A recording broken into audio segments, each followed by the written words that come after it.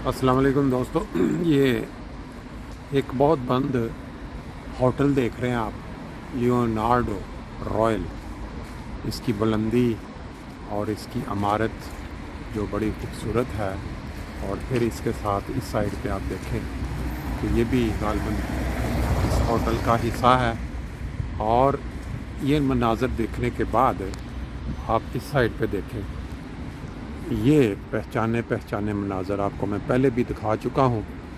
बुलंदो बाला अमारात में रहने वाले लोग, और फिर उसके बाद ज़मीन के अंदर दफन हो जाने वाले लोग।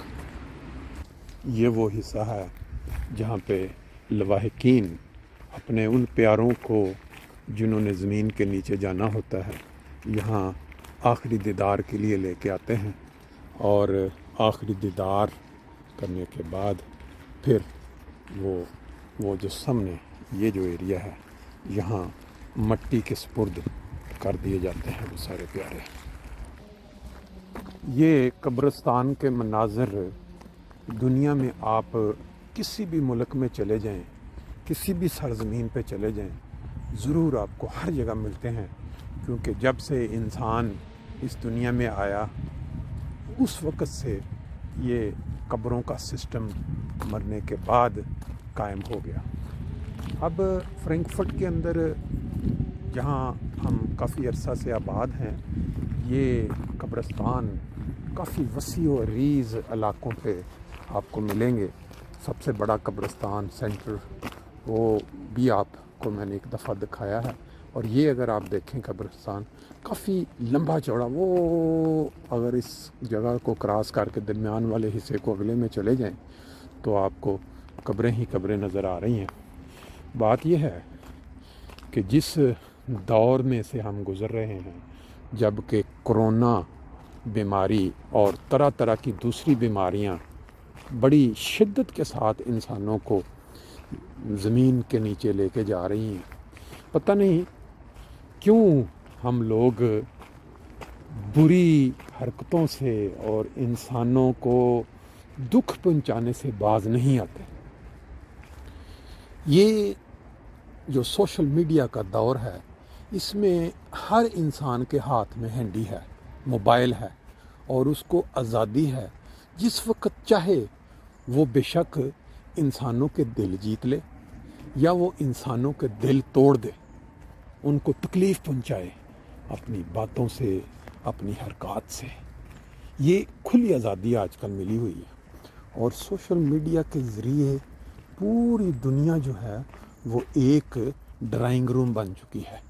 यानी अगर कोई शख्स कोई बात करता है दुनिया के किसी किनारे पे, अफ्रीका ले लें, अमेरिका ले लें, ऑस्ट्रेलिया ले लें, चंद सेकंड के अंदर वो पूरी दुनिया में वायरल हो जाती है। और जो खुशी की बात है उससे लोग एंजॉय करके उसको दुआएं देते हैं। और जो दिल दुखाने वाली बात है, किसी के प्यारों को तकलीफ़ देने वाली बात है, उसको सुन के वो लोग उस शख्स पे मलामत करते हैं और उसके लिए बद्दुआएं निकलती हैं। जैसे ये इंसान पे मुनहसर है। मेरा ये ख्याल है कि इंसान का जो ज़र्फ़ है, यानी उसकी जो अंदर की असलियत है, वो इंसान जो है वो अपनी आदत से, अपनी बातों से ज़ाहिर कर देता है दुनिया पे। आज हम इधर कब्रिस्तान में एक ख़ास मकसद से आए हैं। ये आप कतबे देख रहे हैं बड़े बड़े लगे हुए। ये बेसिकली जब इंसान के प्यारे इस दुनिया से रुखसत होते हैं तो यहाँ जर्मनी में एक कानून है कि 1 साल या कुछ पीरियड होता है मखसूस, उस वक़्त तक आपकी जो कब्र है, जो आपके अज़ीज़ों की, वो ओरिजिनल हालत में रहती है। फिर उसके बाद आपको इजाज़त होती है, गवर्नमेंट का एक अदारा है वो आपको इजाज़त देता है, वहाँ से आपको मंजूरी लेनी पड़ती है। फिर आप किसी फर्म को ऑर्डर देते हैं और वो फिर इस तरह का जो भी आप चाहें अपनी मर्ज़ी से जितना आप अफोर्ड कर सकते हैं, आप वो कतबा जो है वो तैयार करवा सकते हैं। आज हमारा एक प्लान था कि एक कब्र के ऊपर जो कतबा है वो लगवाया जाए, तो मैंने कहा चलें दोस्तों की मालूमात के लिए जो दुनिया भर में मौजूद हैं ان کو انفارم کرنے کے لیے کہ یہ سارا پروسیس کیسے ہوتا ہے، یہ دیکھ سکتے ہیں آپ مختلف قبروں کے اوپر جو طرح طرح کے کتبے لگے ہوئے ہیں، کوئی بلیک میں، کوئی وائٹ میں، کوئی اور کلر میں. تو یہ ان ساری جو فرمیں ہیں ان کی مختلف قیمتیں لیتی ہیں اور اس کا ایک پروسیس ہوتا ہے. تو آج میں آپ کو اس کے متعلق معلومات دوں گا اور ایک دو کمپنیاں ان کے متعلق بھی، تاکہ آپ جو دوسرے ممالک میں ہیں یا دور ہیں فرینکفرٹ سے مگر آپ کے پیارے یا فون ہیں ان تک معلومات پہنچ سکے اور آپ آرام سے کروا سکیں. اب آپ جیسے دیکھ رہے ہیں یہ ایک قبر ہے جس کے اوپر بڑا اچھا کتبہ بنا ہوا ہے اور اس کے نیچے دعائیں لکھے ہوئے ہیں. اکثر لوگ جب قبر پہ دعا کے لیے آتے ہیں درود شریف کے بعد اگر وہ کوئی اور تو اوپر سے پڑھ کے وہ اس دعا کو ریپیٹ کر سکتے ہیں. یہ بھی ایک بہت اچھا جو کیا کہتے ہیں نمونہ ہے. جیسا میں نے آپ کو بتایا ہے کہ قبرستان کے اندر آپ کو طرح طرح کے کتبے لگے ہوئے ملتے ہیں اور انسان اپنی مرضی کے مطابق جو اوپر لکھوانا چاہے لکھوا لیتا ہے. یہ صرف ایک یادیں ہوتی ہیں، جو پیچھے رہ جانے والے ہیں وہ اپنی مرضی کے مطابق کتبوں کے اوپر جو لکھوانا چاہیں. یہ بالکل آخری لائن ہے قبرستان میں جہاں پہ ہماری جماعت کے جو اکثر بزرگ ہیں ان کی قبریں ہیں.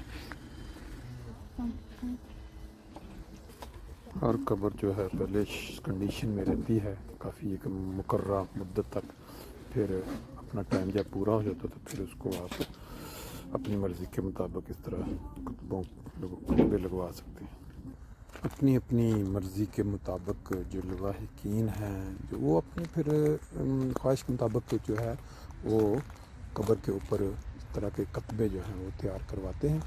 ابھی یہ جو کتبہ لگتا ہے وہ پروسیس آپ کو دکھاتے ہیں. ابھی یہ گاڑی آ چکی ہے ایک فرم کی، ان کو یہ آرڈر دیا گیا تھا کہ اس قبر کے اوپر میں آپ نے کتبہ لگانا ہے. یہ دیکھیں جب یہ کوئی کام کیا جاتا ہے دیکھنے میں بڑا سمپل لگتا ہے کہ یہ تیار ہے، لیکن اس کے لیے بڑی سخت قدر محنت کرنی پڑتی ہے. اب یہ تو انہوں نے ہمت لگانا ہے، اس کے لیے یہ سب سے شاید پتھر ہے جو کہ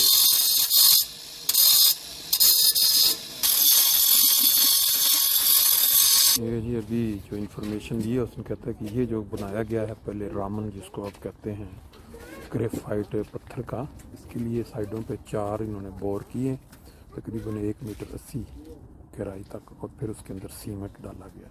جیسے بلڈنگ کھڑی کرنے کے لیے بور کر کے نیچے سیمنٹ ڈالا جاتا ہے تاکہ یہ نیچے نہ گھٹے. اس کے اوپر اب انہوں نے 5-6 ہفتے ویٹ کیا ہے تاکہ یہ فکس ہو جائے، اور اب یہ اوپر کا جو سر والا حصہ ہے وہ لگائیں گے اس کے اوپر. یہ جو پتھر ہے یہ جو سر والی سائڈ پہ لگے گا کتبہ، اس کا وہ بتا رہا ہے کہ تقریباً 500 کلو اتنا اس کا وزن ہے. اور یہ دیکھیں گاڑی کو اب وہ کھڑا کر رہے ہیں لکڑی کے رکھا کے یہ اٹھا کے پھر یہ جائے گی. یہ دیکھیں گے جو اس پتھر کا جو اتنا وزن ہے اس کو اٹھانے کے لیے ان کو یہ جو کرین ہے اس کے ذریعے یہ پتھر کو آپ اٹھائیں گے، پھر آہستہ آہستہ لے کے وہاں جائیں گے.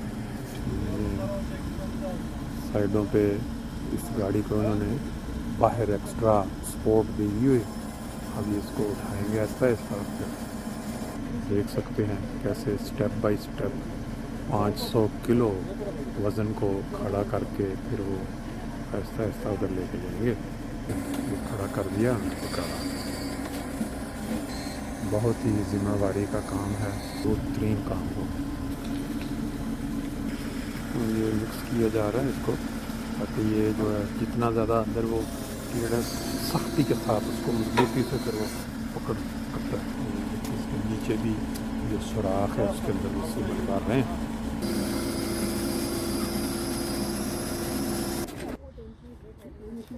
یہ جو ڈال رہے ہیں کپڑا ٹائپ، یہ کہتے ہیں کہ یہ نیچے جو پتھروں کے نیچے ڈالا جائے تو گھاس وغیرہ اس کے اندر سے نہیں اوپر آ سکتی. پھر یہ اس طرح صاف رہتے ہیں پتھر بالکل بغیر کسی گھاس کے. زیادہ سے زیادہ سٹیبل رہے. سلیکون لگانے کے بعد جو اس کے کنارے ہیں اس کو صفائی کے ساتھ پلین کرنا، یہ بھی ایک حصہ ہے اس کام کا۔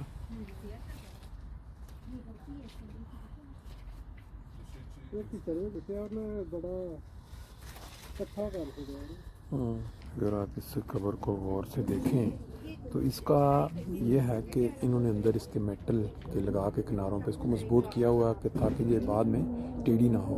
لیکن اگر آپ اس کو دیکھتے ہیں تو یہ دیکھیں یہ ایک سائڈ سے نیچے چلی گئی ہے، کیوں کہ اس کے نیچے اس مٹیریل یا اس کوالٹی کے لحاظ سے سیمنٹ نہیں ڈالا گیا بور کر کے۔ بہرحال جرمنی میں کوالٹی کو بہت زیادہ مد نظر رکھا جاتا ہے۔ جی یہ تقریباً 2-3 سال انتظار کے بعد قبر اب جو ہے یہ مکمل لینے کا، یہ اتنی جگہ جو آپ لیتے ہیں وہ تقریباً 3,500 یورو، جس کے اندر تدفین کا خرچہ اور گورنمنٹ کا خرچہ یہ ملا کے غالباً، اور پھر جو قبر کے اوپر یہ آگے بنانے کی اجازت نہیں ہوتی ہے، اور جگہ بالکل پلین زمین کے اندر۔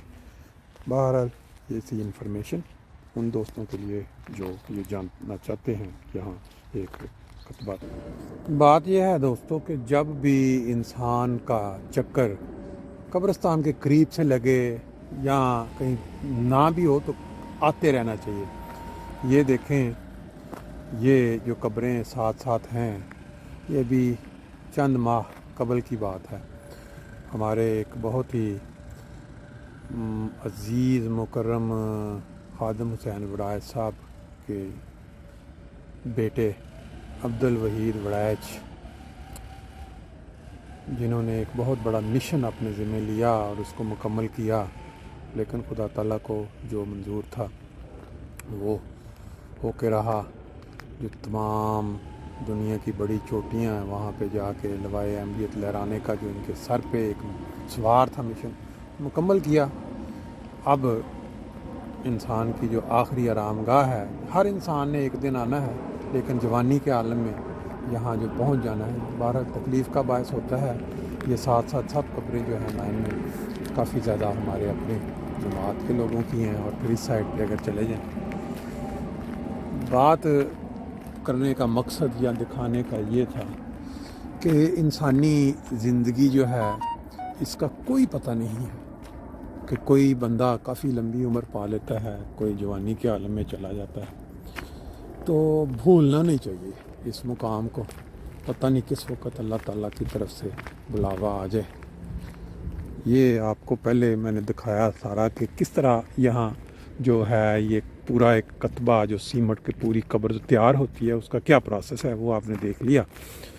اور اس کے اوپر یہ بھی کہ یہاں جرمنی کے اندر مختلف شہروں کے اپنے ریٹس ہوتے ہیں، لیکن یہاں فرینکفرٹ میں جو فرم ہے وہ تقریباً 3500 یورو لیتی ہے، جس کے اندر سٹی کا خرچہ تقریباً 2000 سے 2,500 یا باقی 1500 جو تدفین کا، اور پھر یہ جو اس طرح کے بڑے بڑے کتبے تیار ہوتے ہیں پتھر کے، یہ آپ کی مرضی پہ منحصر ہے۔ جو آج آپ نے دیکھا تقریباً میرا خیال ہے 7,000 یورو میں، اس طرح پھر آج کل مہنگائی ہو چکی ہے، اور یہ جتنے بھی پتھر کے ریفائڈ جو تقریباً یہ اتنے میں ہی پڑتے ہیں، تو اس کا مطلب یہ ہوا کہ ایٹ دا اینڈ تقریباً 10,000 یورو سے لے کے 11,000 یورو تک کا جو خرچہ ہے۔